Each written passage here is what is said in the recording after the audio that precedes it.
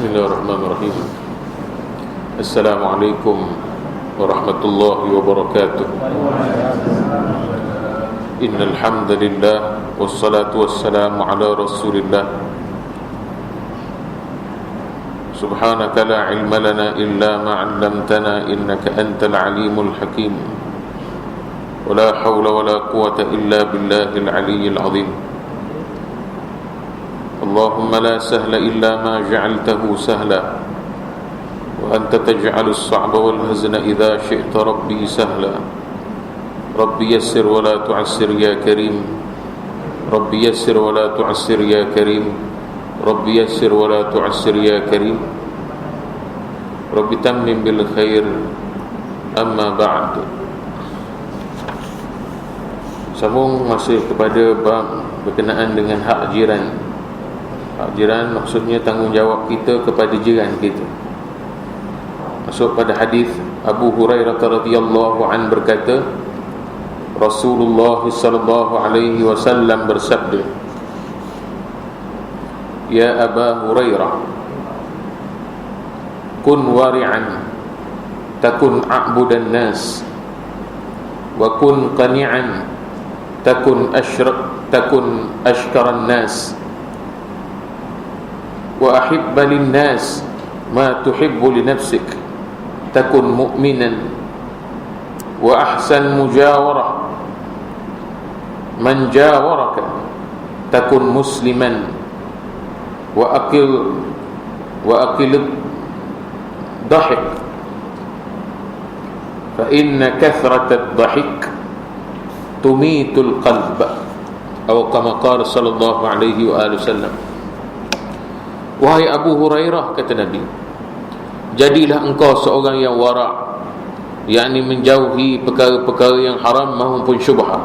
Yang haram pun tak mau, syubhah lagi dijaga seumpama macam yang haram, maka itu orang wara'. Jadi orang saleh, orang wara' ni memang payah. Tapi manusia kalau sampai ke peringkat itu, dia boleh jaga disiplin di dalam Islam, insya-Allah taala. Orang wara' ini orang yang betul-betul jaga hati dia, jaga pemakanan dia, jaga mata dia, jaga kesemua anggota dia. Nescaya engkau akan menjadi manusia yang ahli ibadah kalau kamu dapat jaga, jadi seorang yang wara', menjaga segala makan minum kamu, dari segi perbuatan dan perangai kamu jauh daripada benda yang syubhah. Nescaya engkau akan menjadi manusia yang ahli ibadah, boleh jadi abid. Dan jadilah orang yang qana'ah, yakni menerima, suka menerima atau terima apa yang adanya. Qana'ah, terima seadanya. Syukur dan redha dengan apa yang dia terima, supaya engkau menjadi manusia yang sangat-sangat bersyukur.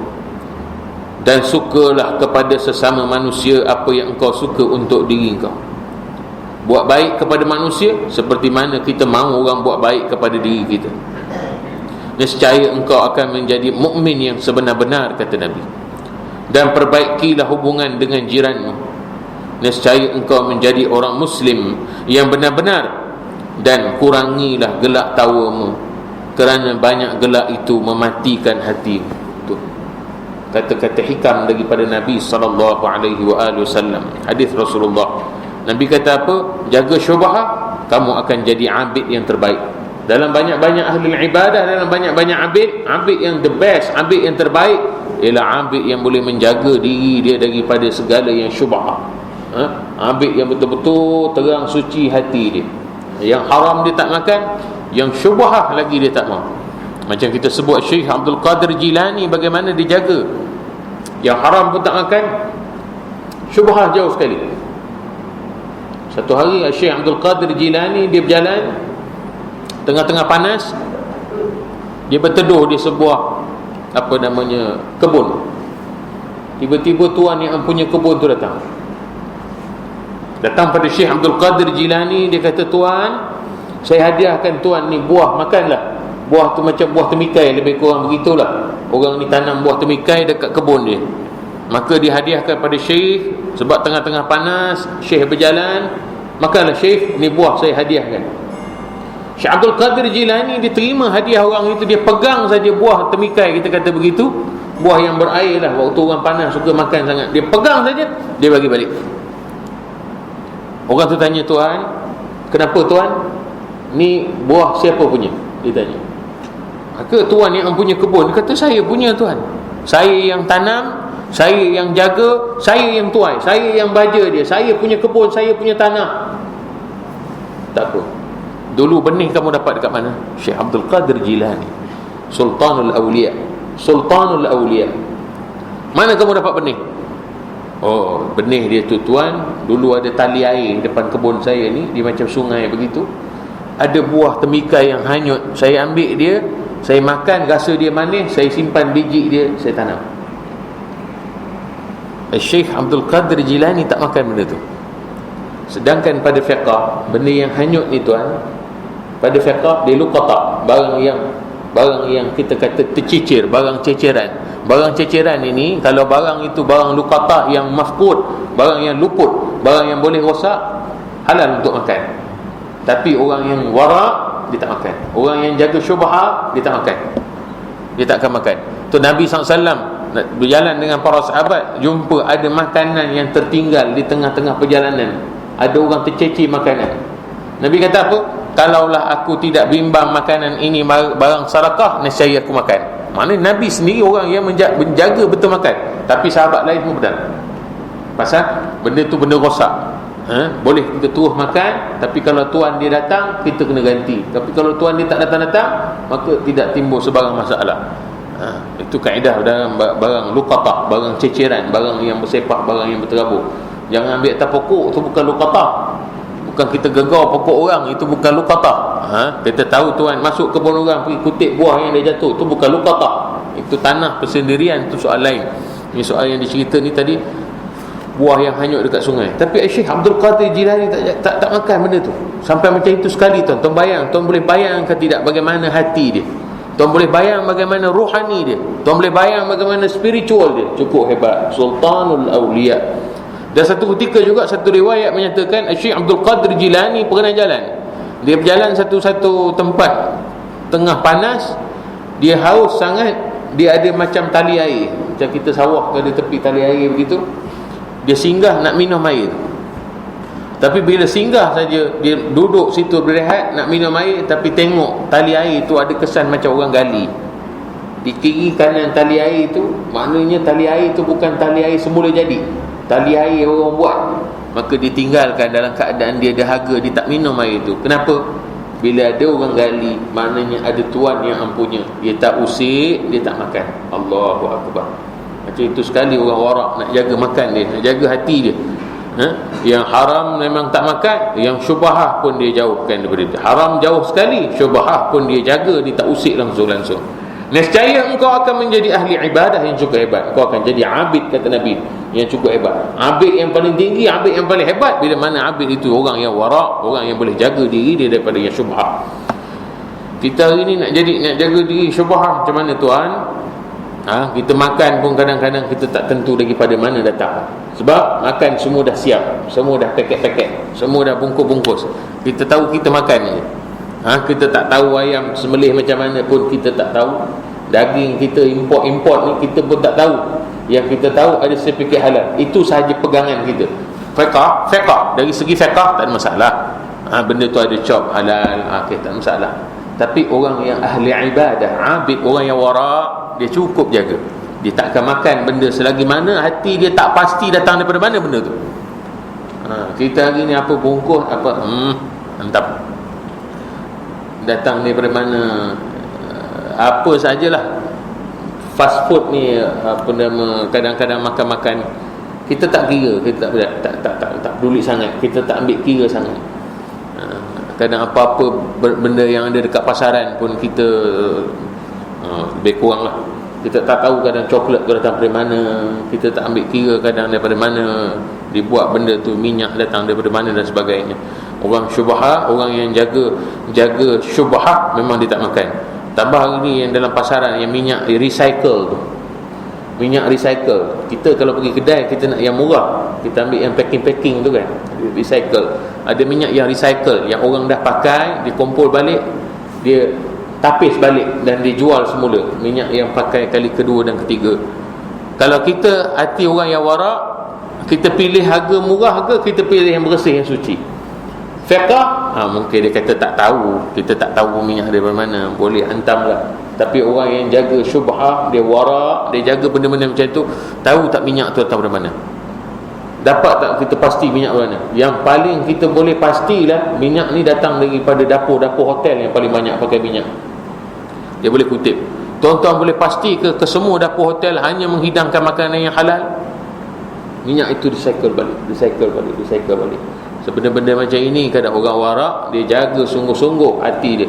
Itu sebab kadang kita ni banyak makan yang bukan-bukan ni pasal letih. Kita beramal jadi tak seronok. Nak ibadat malas, bangun malam cukup legiat, bangun malam cukup berat, pasal makan kita turut hati.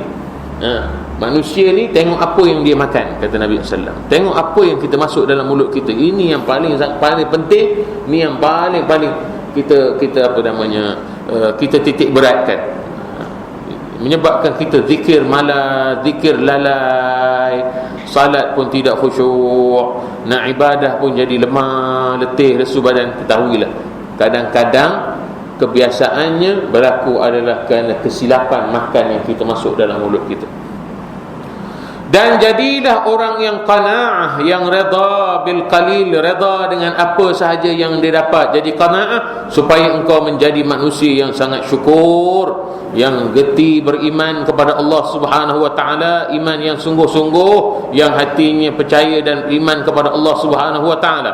Orang yang syukur, orang yang sampai kepada tahap dia menerima segala tentuan ilahi, ketentuan Allah Subhanahu wa taala, dan iman dia bertambah jitu kepada Allah Subhanahu wa taala.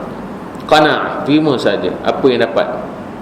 Bagi contoh, isteri yang duduk di rumah, suami dia hari ni bawa balik lauk kat kembung, bawa balik sayur toge lah, besok bawa balik sawi lah. Dia qanaah, dia terima alhamdulillah, Kalau dah itu sahaja yang ada rezeki dia untuk hari itu, alhamdulillah.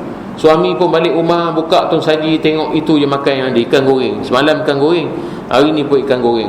Qanaah tu apa? Dia terima alhamdulillah, dan itu sahaja rezeki dia bulan ni. Qanaah, alhamdulillah. Pergi awal bulan, pergi kedai sawit, tengok sawit melawas lagi, buah kurang, alhamdulillah, redha, tak ada marah, tak ada menyumpah, marah pokok sawit pula. Tak. Orang yang qanaah, dia terima, dan orang itu akan jadi orang yang sampai pada maqam syukur yang sebenar. Kata Nabi SAW, dan sukalah kepada sesama manusia apa yang kau suka untuk diri kau, nescaya kau menjadi seorang mukmin yang benar-benar. Kita buat baik kepada orang lain sama macam kita mahu orang buat baik kepada kita. Kamu sampai pada maqam martabat orang yang beriman sungguh-sungguh. Iman kamu sempurna, iman kamu kuat, iman kamu jitu. Apakah itu sahaja maksud iman? Tidak. Itu salah satu daripada tanda orang yang beriman. Apa tanda orang beriman? Dia tak rosakkan orang lain, dia tak usik orang lain, dia tak menyusahkan orang lain, melainkan dia buat baik kepada semua orang. Ini tanda manusia yang beriman sungguh kepada Allah Subhanahu wa taala. Itu signal, itu tanda. Dan perbaiki hubungan dengan jiranmu, nescaya engkau menjadi orang Muslim yang benar-benar. Nak tahu orang itu, dia punya KPI dia ni seorang Muslim yang tahap mana? Tahap yang paling baik ialah bila mana orang kesemua selamat daripada tangan dan lidah dia, maka dialah Muslim yang betul. Al-Muslim, kata Nabi, man salima lisanahu wa yadah. Orang Islam tu Islam macam mana? Bila mana orang lain selamat daripada keburukan tangan dan keburukan lidah dia. Maknanya jiran termasuk daripada orang yang akan menerima kebaikan ataupun keburukan kita. Maka orang Islam yang sebenar, orang Islam yang sungguh-sungguh, orang Islam yang memang di apa kita kata Islam yang kita pasti betul keislamannya, bila mana dia melakukan kebaikan kepada semua makhluk, ke semua jiran terutamanya. Jiran dia rasa aman sungguh duduk dengan dia, jiran dia rasa seronok duduk dengan dia. Ini kalau jiran rasa tak selamat dengan dia, letak pagar hilang, letak pasang paip baru, kepala paip hilang, letak kuali dekat luar, apa tu nama dulu ada buat lodol kawah, sandar kawah dekat belakang rumah, kawah lesak. Dia bukan Islam yang sebenar-benar. Orang yang capai martabat maqam Islam dia yang betul, orang kesemua selamat. Pasal orang Islam ni salim, dia selamat. orang kesemua selamat dengan dia tu Islam. Tapi hari ini apakah kita duduk dalam sebuah kampung yang majoritinya orang Islam, kita rasa kita selamat? Maka perlu kita perelok ataupun kita perhalusi balik. Kita tengok orang Islam hari ini, apakah sungguh-sungguh Islamnya itu datang daripada roh, datang daripada hati, ataupun hanya Islam baka dan Islam namanya sahaja. Sayati zamanun ala ummati la yabqa al-Islam illa ismuhu wa la yabqa al-Quran illa rasmuh, kata Nabi. Akan sampai nanti umat aku yang terkebelakang satu zaman, la yabqa al-Islam illa ismuhu, Islam tidak akan tinggal melainkan hanya dengan nama-namanya saja. Tinggal nama je Islam, tapi orang tidak Islam dengan perangai dia. Nama saja Islam, orang sembahyang tarawih dibalingkan mengecun kat surau. Ini ada. Islam bawa mengecun bola baling kat tepi tingkap surau. Man lam salima lisanahu wa yadah. Orang tidak selamat dengan lidah dia, dengan tangan dia. Maki hamun orang, carut pada orang, kutuk orang, hina orang dan sebagainya. Ini bukan akhlak Islam, ini bukan perangai Islam. Kalau orang tu berperangai dengan perangai Islam, berakhlak dengan akhlak Islam, dan dia Islam seluruhnya, maka nescaya orang akan selamat daripada segala keburukan dia, terutama jiran-jirannya akan aman daripada keburukan dia. Dan kurangkanlah gelak tawamu, kata Nabi, kerana banyak gelak itu akan mematikan hatimu. Manusia lupa Allah, manusia lupa hari kebangkitan, manusia lupa mati. Kenapa? Kerana terlalu banyak seronok. Happy. Pagi seronok, petang seronok, malam seronok. Manusia kata nak hiburkan hati, nak bagi ketenangan. Tenang tu boleh tenang tuan, tapi jangan tenang yang keterlaluan. Yang kita pilih jalan ketenangan yang salah, jalan ketenangan yang sementara. Ketawa hanya terapi yang sementara sahaja. Terapi yang sebenar, ala bidzikrillahi tatmainnul qulub. Apakah tidak dengan kamu ingat Allah, kamu dampingkan diri kamu dengan Allah, tatmainnul qulub, itulah penenang hati yang sebenar-benar. Kan tengok yang baru-baru ni ada yang artis yang baru hijrah, siapa nama dia, Syam Kamikaze tu, yang gitar. Selama ni dia main alat muzik, selama ni dia cari hiburan yang begitu, dia hidup dengan keadaan begitu. Tapi itu bukan ketenangan dalam kehidupan ni. Muzik bukan satu ketenangan. Tapi bila hati manusia sudah singgah kepada Allah Subhanahu wa ta'ala, itulah ketenangan yang hakiki, itulah ketenangan yang sebenar. Tuan tengoklah mana-mana rupa orang yang dah hijrah, yang dulunya dengan perangainya, dengan kelakuannya yang berbagai. Tapi bila dia dah berubah perangai dia, apa nilai ketenangan yang sebenar? Apakah hiburan itu menjamin ketenangan yang sebenar? Berapa banyak orang yang berhibur dengan arak, berhibur dengan kelab malam, akhirnya hidup dia musnah, rumah tangganya musnah, keluarganya musnah, anaknya musnah, bisnesnya musnah, kejayaan-kejayaannya musnah. Apakah kegembiraan dunia itu sebenarnya ketenangan? Adakah gelak, hilai, tawa dunia itu menjamin ketenangan dan kebahagiaan manusia? Sudah barang pasti kita orang beriman mengatakan tidak. Ketenangan dan kebahagiaan yang sebenar bila mana manusia duduk di bawah payung Allah Subhanahu wa ta'ala, bila mana manusia jumpa Allah Subhanahu wa ta'ala, bila mana manusia dapat Allah Subhanahu wa ta'ala. Ya ibadi utlubni, in wajadtani wajadta kulla syai', in fatani fataka kull syai', kata Allah. Hei manusia, hei hamba-Ku, utlubni, cari aku.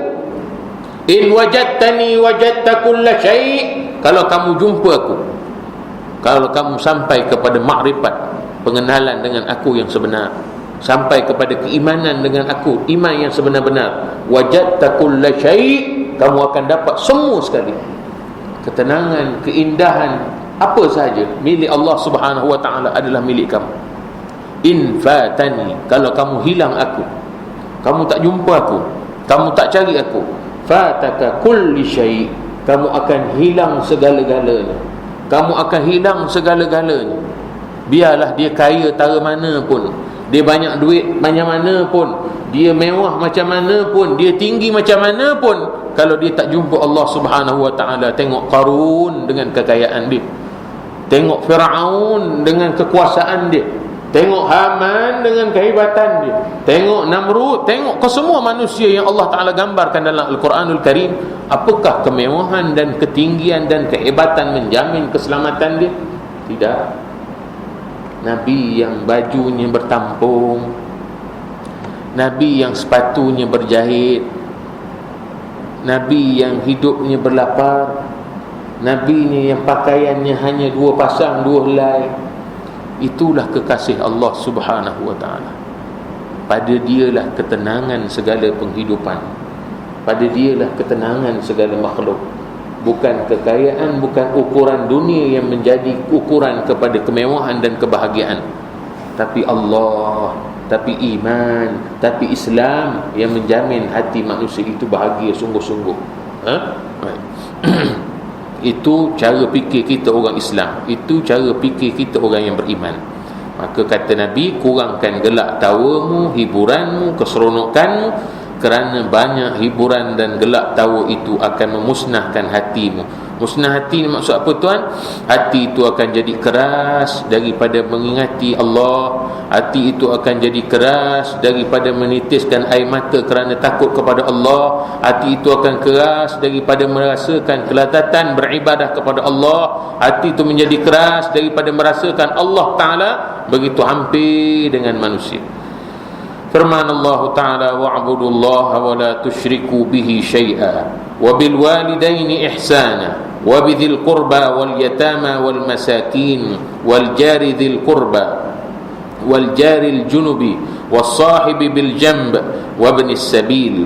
Hendaklah engkau menyembah Allah Subhanahu wa ta'ala dan tidak menyekutukannya dengan suatu apa pun, dan kepada kedua ibu bapamu kamu harus berbakti dan melakukan ketaatan, dan membantu juga kepada family, karabat dan anak-anak yatim dan orang-orang miskin dan jiran-jiran yang sefamily, yang sekeluarga dengan kamu, dan jiran-jiran yang lain yang bukan ada hubungan keluarga denganmu, dan kawan dalam perjalanan dan orang rantau, orang-orang yang sama-sama berjalan dengan kita. Sahibi bil jam maknanya teman kita, kawan kita. Dan wabnis sabil, orang yang bermusafir, orang yang singgah ke tempat kita, orang yang merantau jauh. Orang ni keluarga jauh, saudara mara jauh, orang merantau, orang berdagang, maka kita tolong dia, buat baik kepada dia, kata Allah Subhanahu wa ta'ala. Ini jangan orang berdagang kita susahkan dia, kita kurung dia, tak kasih dia makan. Tengok dalam akhbar tu macam mana orang datang susah, diugut pula sampai ke peringkat ada yang bagi makan kertas, ada yang tak kasih makan langsung. Kau nak kerja, kau buat cara nak kerja, kata dia. Dia jadi manusia tu macam hamba. Ini tak boleh. Apa dia panggil? Pemerdagangan manusia hari ni. Macam-macam isu. Dikurungnya warga-warga asing ni, makannya dicatu, minumnya dicatu dan sebagainya. Ini tidak kena dengan akhlak Islam. Sebab akhlak Islam, orang selamat kesemua sekali, tak kira manusia ataupun haiwan akan selamat dalam genggaman manusia yang beriman. Hendaklah engkau menyembah Allah. Dalam surah An-Nisa tadi, maksud Rasulullah sallallahu alaihi wasallam bersabda, al-jiran thalathatun faminhum man lahu thalathatun huquqin wa minhum man lahu haqqani wa minhum man lahu haqqun wahid. فإنما الجار الذي له 3 حقوق فجارك القريب المسلم وأما الجار الذي له حقان فجارك المسلم وأما الذي له حق واحد فجار الذمي. فالجار القريب المسلم له حق القرابة وحق الإسلام وحق الجوار والمسلم له حق الإسلام وحق الجوار وأما الذي له حق واحد فجارك الذمي فله حق الجوار أو كما قال صلى الله عليه وسلم. Apa kata Nabi SAW? Jiran itu ada 3 macam, kata Nabi. Ada 3 jenis jiran kita. Ni nak cerita. Yang hari itu kita nak tahu, Nabi sebut, para sahabat kata, aku ini diperintahkan oleh Nabi SAW untuk menjaga jiranku, sehingga aku merasakan bahawa seolah-olah aku ni macam dapat pusaka daripada jiran. Macam itu sekali Nabi perintahkan aku untuk jaga jiran-jiran aku. Dan Nabi perintahkan aku jaga jiran sama macam aku jaga kehormatan ibu aku sendiri. Maka sekarang kita nak tengok, nak tilik, apakah kesemua jiran itu sama? Jiran Islam dan jiran bukan Islam. Kita dah kata hari itu jiran kesemua sama. Kita kena jaga keselamatan dia, baik dia Muslim atau dia bukan Muslim. Tapi di sana ada kriteria-kriteria tertentu. Muslim, layanannya bagaimana? Non-Muslim, layanannya bagaimana? Apakah yang Islam itu kita boleh layan dia sampai semua masak rumah dia, rumah tangga dia, kenduri kenara dia, kita boleh hadir dan sebagainya. Dia meninggal, kita sediakan makanan. Apakah yang bukan Islam pun macam tu? Dia meninggal, kita pun buat tahlil kat dia. Apakah maksudnya Islam begitu? Tidak. Apakah kalau dia buat kenduri kenara, dia meninggal, kita masak kat rumah dia, kita tolong dia masak, atau kita tolong mandikan jenazah dia? Apakah sampai begitu? Ini ada batasan-batasan yang ditentukan. Yang Islam, macam mana akhlak kita dengan mereka, nak jaga sampai taraf mana? Yang bukan Islam, kita kena jaga, wajib jaga, sungguh wajib jaga. Tapi takat mana nak jaga? Maka ini Nabi batasi, Nabi tentukan, Nabi letakkan macam mana cara dia. Jiran itu ada 3 jenis, 3 macam kata Nabi. Pertama, yang mempunyai 3 hak, dan yang kedua yang mempunyai 2 hak, dan yang satu lagi mempunyai 1 hak. Jiran pertama ada 3 hak. Ada golongan jiran yang kedua, dia punyai 2 hak daripada kita. Maknanya tanggungjawab kita pada dia ada 2. Dan jiran yang ketiga, dia cuma ada 1 hak. Maksudnya 1 tanggungjawab kita ke atas dia. Apa dia? Maka kita tengok. Ada pun yang mempunyai 3 hak, iaitu jiran yang mempunyai 3 hak ke atas kita. Apa dia? Maka jiran yang sekeluarga dan dia Muslim.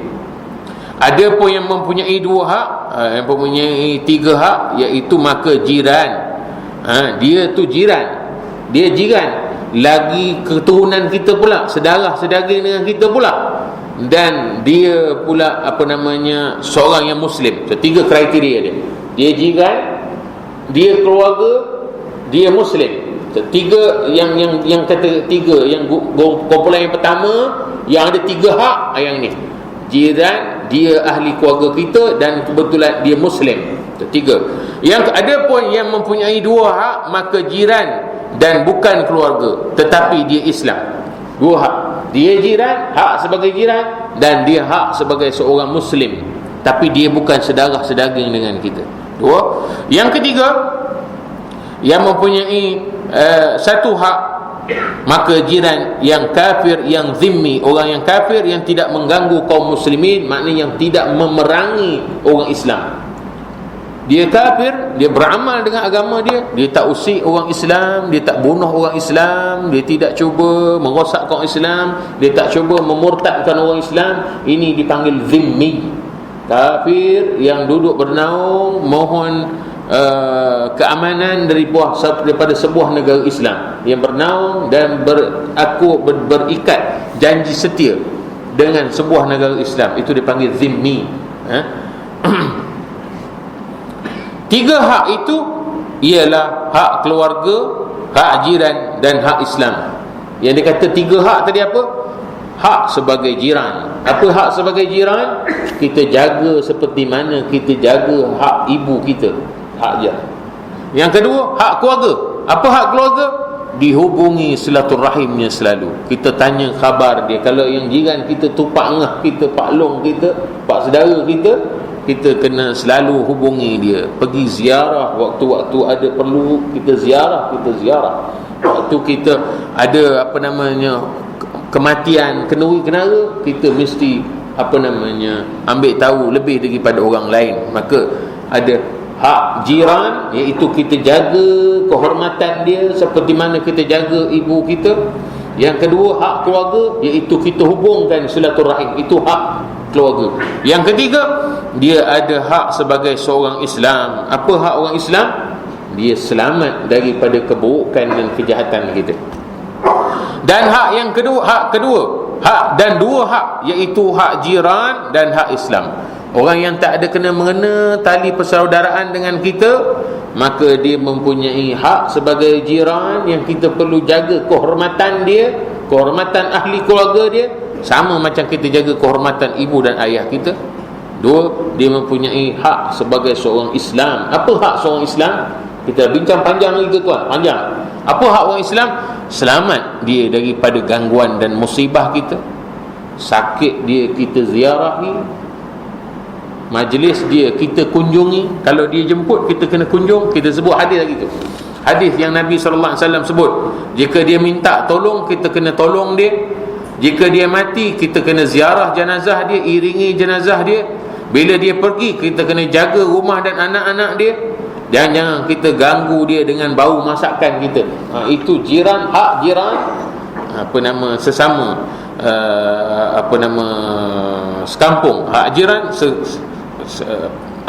kita nak kata dekat-dekat rumah kita tu lah. Maka dua hak jiran, sama hak jiran, dan kedua hak Islam. Hak Islam tadi samalah ya. Kemudian yang satu hak, iaitu hak jiran sahaja.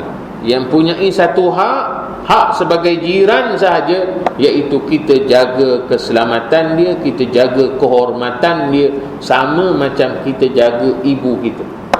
Dia kafir, dia zimmi,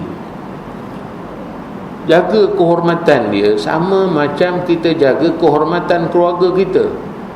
Jangan kerana dia Cina, kerana dia kafir, kerana dia Hindu, kerana dia agama lain, tak apa, kita pergi korek lubang kat bilik air rumah dia. Siapa punya kerja? Orang Islam punya kerja. Pergi drill lubang kat rumahan. Ini tidak jaga hak sebagai seorang jiran. Dia sakit, kita bantu dia. Dia lapar, kita beri makan. Itu jiran, hak jiran. Apa dia? Jaga kehormatan dia, jaga keselamatan dia. Ada tanam-tanaman dia, kita jangan musnahkan. Ada binatang peliharaan dia, jangan kita bunuh. Ini kawan tu bela macam-macam. Yalah, dia bela kat rumah dia, bukan dia ganggu kita. Lainlah kalau dia ganggu kita, usik kita, binatang dia usik kita sebagainya, tak apalah. Ini tidak, dia tak ganggu kita, tak usik kita, kita tak pasal-pasal. Dia bukan Islam, tak apa. Dia letak dekat depan rumah dia, letak tempat semayang dia, kita pergi sepak, tak boleh. Itu hak dia sebagai seorang jiran yang kita kena jaga sama macam kita jaga keluarga kita sendiri. Jaga keselamatan dia dan sebagainya. Abu Dzar Al-Ghifari radhiyallahu an berkata, saya dinasihati oleh kekasihku Nabi Muhammad sallallahu alaihi wasallam, usini khalili atau habibi, kata dia. Abu Dzar Al-Ghifari kata apa? Aku diwasiatkan oleh kekasihku Rasulullah sallallahu alaihi wasallam dengan 3 perkara. Pertama, dengarlah dan taatlah kepada pemimpin kaum muslimin, meskipun yang diangkat itu orang yang dipotong hidungnya dan hamba yang sahaya. Hormati dan taati pemimpin kaum pemimpin. Dengar dan taatlah kepada pemimpin kaum muslimin. Taat kepada kepimpinan orang Islam, walaupun dia seorang yang cacat ataupun dia seorang yang berketurunan hamba sekalipun, walau dia bukan daripada keturunan bangsawan sekalipun, walau wajah dia jelek sekalipun, kena taat kepada pemimpin kaum muslimin. Dia ada power, dia ada hak, dia ada kuasa. Apa dasar yang dia buat yang tidak menyalahi Al-Quran dan As-Sunnah, maka manusia perlu taati dia. Kerajaan keluar perintah, lampu hijau boleh jalan, lampu merah berhenti. Itu hak dia, itu kuasa yang dia ada. Maka sebagai rakyat kena patuh, tak boleh langgar. Kalau langgar, maka akan rosaklah segala sistem sebuah pemerintahan. Dia buat satu undang-undang, jaga manusia, jangan begini, jangan begitu, jangan begini, maka manusia patuhi, kena akur dan sebagainya.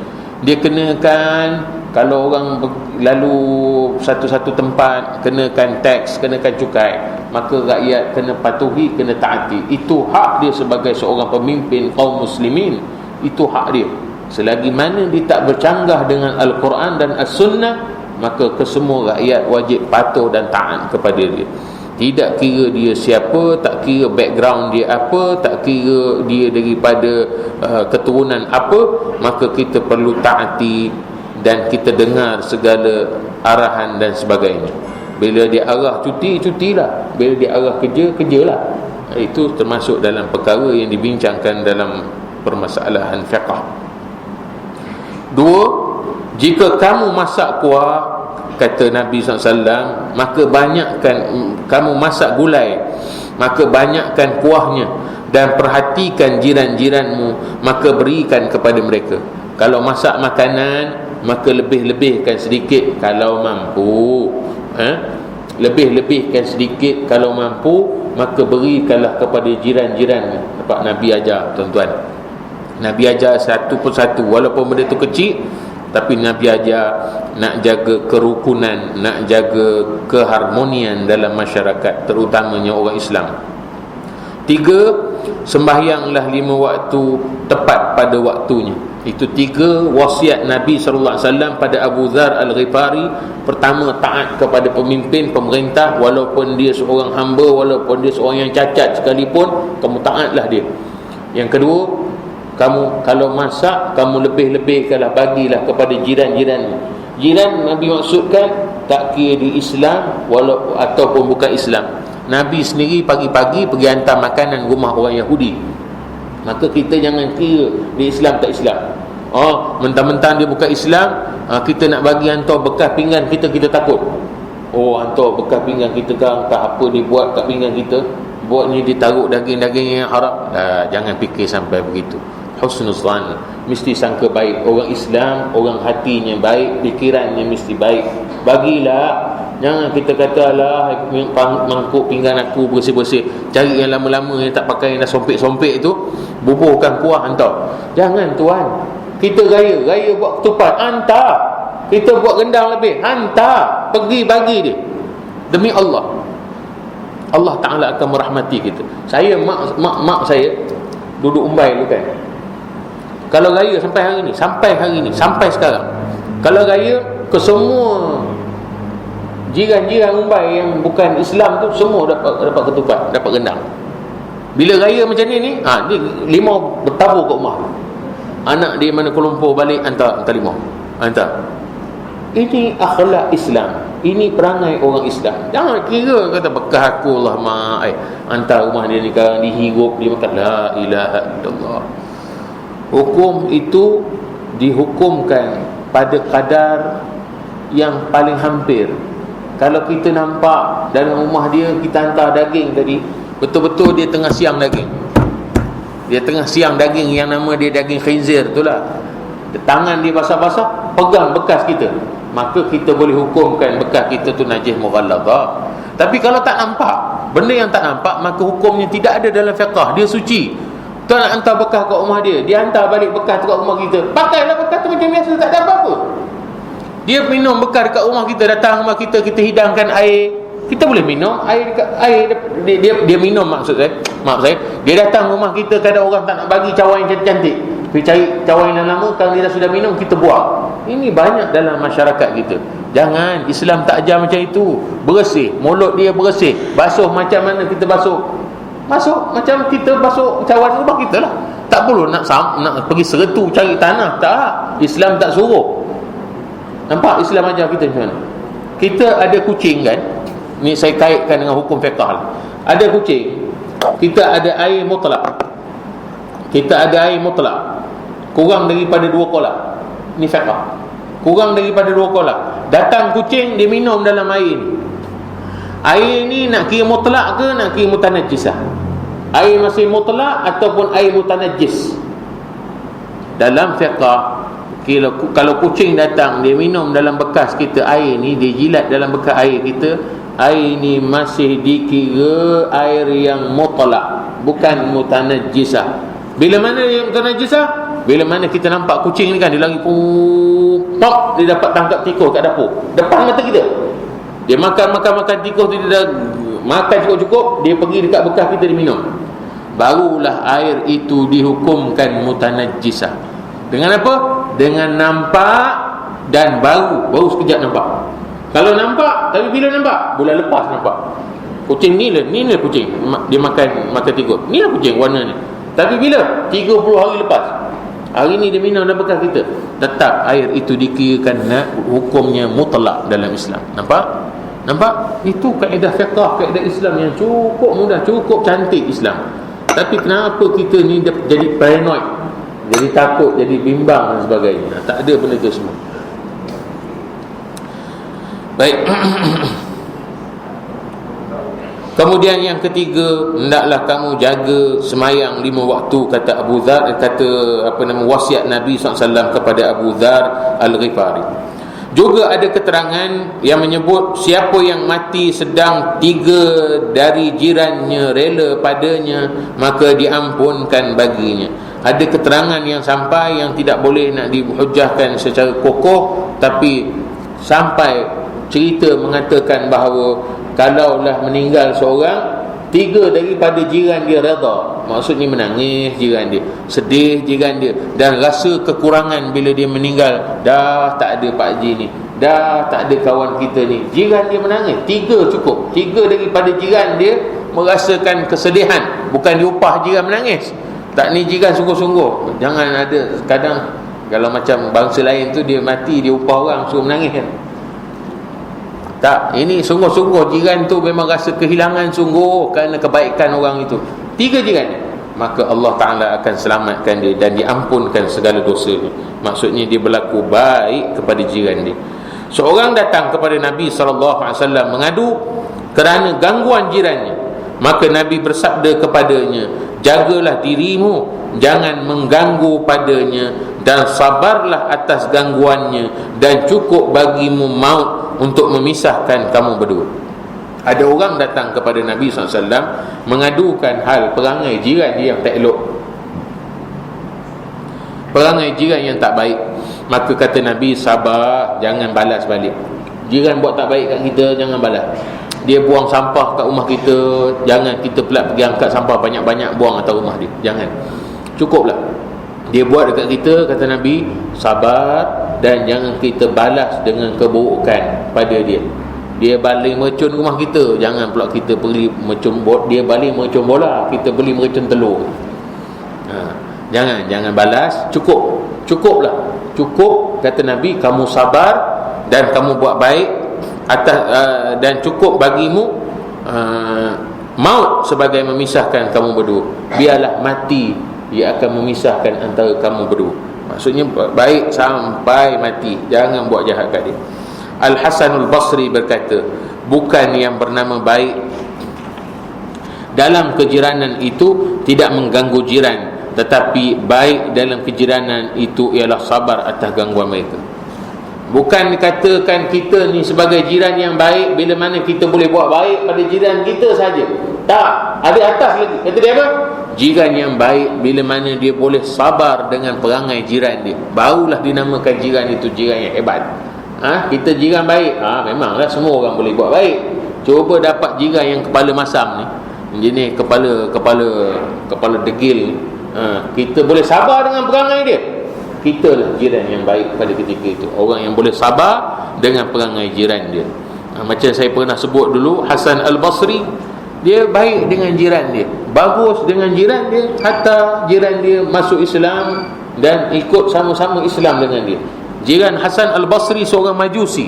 Dia seorang alim, seorang usuli, ulama yang pakar dalam tauhid. Dia punya jiran yang Majusi, tapi bila hari jirannya tua, dia rasa kesian dan sedih terhadap jiran dia. Dia pergi berdakwah kepada jiran dia. Tengok, kalaulah Hasan Al-Basri ni dia buat tak baik pada jiran dia, dia berperangai yang tidak senonoh pada jiran dia, apakah mungkin jiran dia membuka ruang untuk berfikir, untuk mengikut dan ajakkan dia, dakwah dia? Hasan Al-Basri pergi ziarah rumah jiran dia, sebelah rumah dia, seorang Majusi. Dia kata, wahai pakcik, dia kata, pakcik dah lama sembah api ni bukan Tuhan pakcik, Tuhan pakcik ialah Allah. Tapi cakap dia tu cara hikmah, cara dialognya, cara orang kata kita zaman ni, kita kata cara akademik lah bercakap, cara ada point lah bercakap. Jangan menghentam je, kau sembah patung ni buat apa, patung ni kau boleh buat apa kan, kau buat pertanian. Jangan, cakap elok-elok. Maka Hasan Al-Basri dia bercakap elok-elok, cara diplomasi dengan jiran dia, akhirnya membuka ruang kepala jiran dia untuk berfikir. Apa? Dia kata, api ni bukan Tuhan, Tuhan kita ialah Allah. Jiran dia kata, tidak, api ini adalah Tuhan. Baik, kalau begitu last kali dah muzakarah tak jadi juga. Hasan Basri kata, baik, Kalau begitu, kita test sama-sama, kita tengok. Jika dia tua dah, kita tengok. Sekarang api ni kau dah sembah daripada kau muda. Umur kau sekarang dah 60 lebih, 70. Kau dah sembah api ni berapa lama daripada kau muda. Sudah barang pasti api ni dah kenal kau, pasal dia Tuhan kau. Sekarang kita test.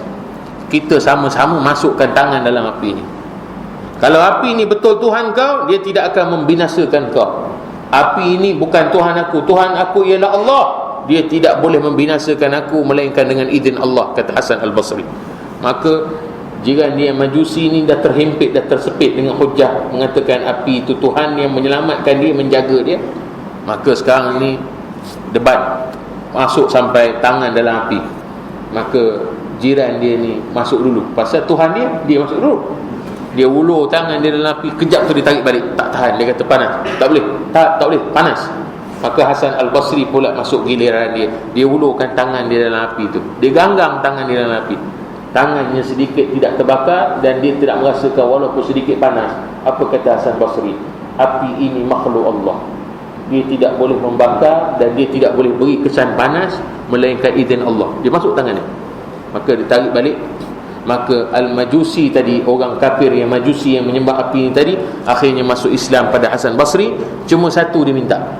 Dia kata, aku ni masuk Islam, umur aku dah tua, tak berapa hari lagi aku mati. Aku takut, aku bimbang, amalan aku nak bawa balik menghadap Allah Subhanahu Wa Taala, Tuhan kita yang baru, kata dia. Tak ada. Apa jadi aku nanti? Nanti aku mati macam mana? Soal kubur aku macam mana? Perjalanan aku di akhirat macam mana? Aku tidak ada amalan, aku tak sempat buat amalan apa-apa. Umur aku dah hujung, aku tak sempat nak beribadah banyak-banyak nak dapatkan syurga Allah. Aku hendak, wahai Hasan Basri, engkau buat surat. Satu recommendation yang aku nak bawa nanti dalam kubur, supaya malaikat kalau dia tanya aku nak khabar aku ni baru masuk Islam. Kau buat satu surat. Hasan Basri setuju. Baik, dia kata tak apa, kau masuk Islam, nanti yang lain akan ku tanggung beres, kata dia. Kebetulan tak lama lepas dia masuk Islam, dia kembali ke rahmatullah, dia meninggal. Hasan Al-Basri menunaikan perjanjian mereka. Wa aufu bi ahdi ufi bi ahdikum. Tunaikan janji yang telah kamu buat. Maka Hasan Basri menunaikan janji itu. Dia buat surat, tulis kepada malaikat, orang ini baru masuk Islam, jangan kamu seksa, jangan kamu azab dia. Itu janji surat dia yang dia minta, si Majusi ni minta. Maka gulung surat itu, selesai mandikan jenazah, nak kafan, selitkan surat tu dalam tangan, tutup ke bumi. Anak murid dia argue pada Hasan Al-Basri, kenapa tuan buat benda ni? Benda ni tak masuk akal. Malaikat tak baca pun surat tu, yang ditengok hitungan amal. Surat ni tak beri mana. Tak, kata Hasan Basri, jangan, itu janji aku dengan dia, biar terpulang. Apa nak jadi. Tahu, simpan dia, kebumikan dia. Malam itu tidur. Besok pagi, bila sadar daripada pagi, surat itu berada pada tangan Hasan Al-Basri. Surat yang sama-sama dia orang selit pada tangan Majusi ni. Pagi tersebut tidur dekat masjid, ada majlis, ada qiyamul lail dekat masjid. Bila bangun pagi, jelas surat itu ada pada tangan, dan anak murid dia semua boleh tengok surat itu ada pada tangan Hasan Al-Basri, yang mereka sama-sama selitkan semalam. Surat itu ada. Maka murid dia tanya, apa dah jadi tuan guru? Dia kata, malam tadi aku mimpi bertemu dengan Majusi yang baru masuk Islam itu. Dia kata, hei Hasan, surat engkau ni tak laku, kau ambil balik. Tak guna langsung surat engkau ni. Malaikat beritahu dekat aku, Allah Ta'ala mengampunkan segala dosa aku, dan aku selamat kini di alam barzakh. Surat engkau tak pakai, kau ambil balik. Akhir surat tu dapat betul. Masa dia bangun tidur, surat tu ada pada tangan dia. Itu karamatul awliya, wali seorang Hasan, seorang waliullah. Maka itu berlaku satu zaman, satu ketika, semata-mata Allah nak menunjukkan kepada masyarakat, nak menunjukkan pada anak murid dia ke semua sekali, yakinlah bahawa barzakh itu benar, seksa kubur itu benar, akhirat itu benar, dan dia sungguh-sungguh berlaku, dan dia sungguh-sungguh ada. Sedialah kita untuk menghadapi alam tersebut. Wallahu ta'ala a'la wa a'lam. أعوذ بالله من الشيطان الرجيم بسم الله الرحمن الرحيم الحمد لله رب العالمين والصلاة والسلام على أشرف المرسلين سيدنا ونبينا محمد وعلى آله وصحبه وذرياته أجمعين اللهم ربنا ظلمنا أنفسنا وإن لم تغفر لنا وترحمنا لنكونن من الخاسرين اللهم زدنا علما وارزقنا فهما برحمتك يا أرحم الراحمين وصلى الله على سيدنا محمد وعلى آله وصحبه وسلم والحمد لله رب العالمين.